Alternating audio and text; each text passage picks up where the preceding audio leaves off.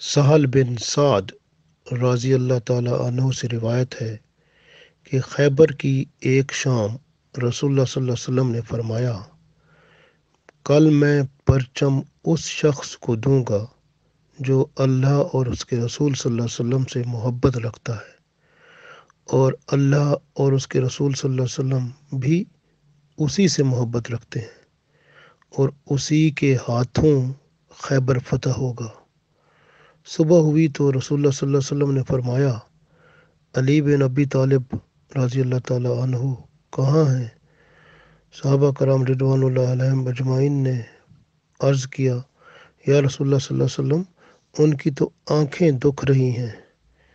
حضرت علی رضی اللہ تعالیٰ عنہ کو بلایا گیا۔